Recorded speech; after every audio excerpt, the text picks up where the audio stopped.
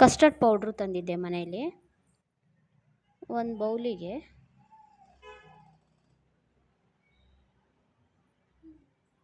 ಒಂದು 2 spoon custard ಪೌಡ್ರೆಲ್ಲ ಹಾಕಿ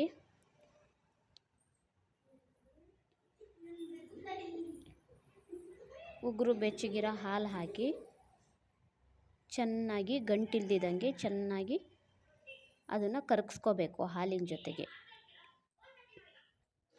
ಎಷ್ಟು ಚೆನ್ನಾಗಿ ಕರಗಿಸ್ಕೋಬೇಕು ಅಂದರೆ ಅದರೊಳಗೆ ಯಾವುದೂ ಗಂಟಿರಬಾರ್ದು. ಆ ಥರ ಕರಗಿಸ್ಕೊಂಡು ಒಂದು ಸೈಡಲ್ಲಿ ಎತ್ತಿಟ್ಕೊಂಡ್ಬಿಡ್ಬೇಕು.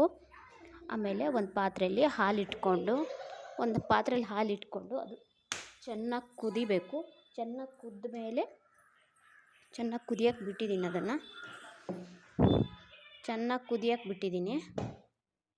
ಚೆನ್ನಾಗಿ ಕುದ್ದ ಮೇಲೆ ಅದಕ್ಕೆ ಒಂದು 4 ರಿಂದ 5 ಸ್ಪೂನು ಸಕ್ಕರೆ ಹಾಕಿ ಅದನ್ನು ಅಷ್ಟೇ ಚೆನ್ನಾಗಿ ಕರಗಲಿ ಅಂತೇಳಿ ಬಿಟ್ಟಿದ್ದೀನಿ. ಚೆನ್ನಾಗಿ ಕರಗಬೇಕು. ಅದು ಚೆನ್ನಾಗಿ ಹೆಂಗೆ ಕರಗಬೇಕು ಅಂತ ಅಂದರೆ ಚೆನ್ನಾಗಿ ಕರಗಬೇಕದು. ಚೆನ್ನಾಗಿ ಕರಗ್ತಾ ಇರುತ್ತೆ. ಚೆನ್ನಾಗಿ ಕರಗ್ತಾ ಇದೆ. ಈಗ ಹಾಗೆ ಸ್ವಲ್ಪ ಉಕ್ಕು ಬರ್ತಾ ಇದೆ. ಉಕ್ಕು ಬಂದಾಗ ಕಸ್ಟರ್ಡ್ ಪೌಡ್ರು ಮತ್ತು ಹಾಲು ಮಿಶ್ರಣ ಮಾಡ್ಕೊಂಡಿದ್ನಲ್ಲ ಅದನ್ನು ಅದಕ್ಕೆ ಹಾಕಿ ಚೆನ್ನಾಗಿ ಕಲಕಬೇಕು.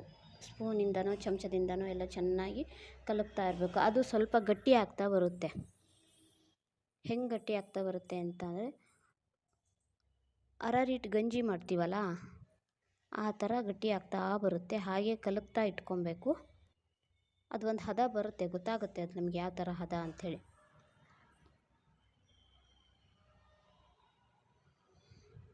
ಹಾಗೆ ಕಲಕ್ತಾ ಇರಬೇಕು. ಅದನ್ನು ಒಂದು ಸೈಡ್ ಕಲಕಿದಾದ್ಮೇಲೆ ಒಂದು ಸೈಡ್ ತೆಗೆದು ಇಟ್ಕೊಂಡ್ಬಿಟ್ಟೆ. ಅದು ಸ್ವಲ್ಪ ತಣ್ಣಗಾಗಲಿ. ತಣ್ಣಗಾದ್ಮೇಲೆ ಸ್ವಲ್ಪ ಮನೇಲಿ ಫ್ರೂಟ್ಸ್ ಇತ್ತಲ್ಲ ಅದನ್ನೆಲ್ಲ ಸ್ವಲ್ಪ ಹೆಚ್ಚಿ ಕ್ಲೀನಾಗಿ ಎತ್ತಿಟ್ಕೊಂಡಿದ್ದೀನಿ. ಆ್ಯಪಲ್ ಇತ್ತು, ದಾಳಿಂಬೆ ಇತ್ತು, ಬನಾನಾ ಇತ್ತು. ಒಂದೊಂದೇ ಫ್ರೂಟ್ಸ್ ಹಾಕ್ತಾಯಿದ್ದೀನಿ. ಫಸ್ಟ್ ಆ್ಯಪಲ್ ಹಾಕಿದೆ, ಆಮೇಲೆ ದಾಳಿಂಬೆ ಹಾಕಿದೆ. ಅದು ಚೆನ್ನಾಗಿ ಕಲಿಸ್ಕೊಬೇಕು. ಆಮೇಲೆ ಬನಾನಾ ಇತ್ತು, ಬನಾನಾನು ಹಾಕಿದೆ. ಬಾಳೆಹಣ್ಣಿತ್ತು, ಬಾಳೆಹಣ್ಣು ಹಾಕಿದ್ದೀನಿ. ಅದನ್ನು ಅಷ್ಟೇ ಚೆನ್ನಾಗಿ ಕಲಿಸ್ಕೊಂಡು 1-2 ಅವರು ಫ್ರಿಜ್ಜಲ್ಲಿ ಇಟ್ಬಿಡಬೇಕು. ಫ್ರಿಜ್ಜಲ್ಲಿ ಇಟ್ಟು ಈಗ ನೆಕ್ಸ್ಟು ತೆಗ್ದಿದ್ದೀನಿ ನೋಡಿರಿ ಎಷ್ಟು ಚೆನ್ನಾಗಿ ಬಂದಿದೆ. ತುಂಬ ಚೆಂದ ಬಂದಿದೆ. ಅದು ಟೇಸ್ಟ್ ಮಾಡಿದರು ನಮ್ಮ ಪಾಪು, ಇಬ್ಬರು ಟೇಸ್ಟ್ ಮಾಡಿದ್ರು. ತುಂಬ ಚೆನ್ನಾಗಿ ಬಂದಿದೆ. ನೋಡಿ ಹೇಳಿ.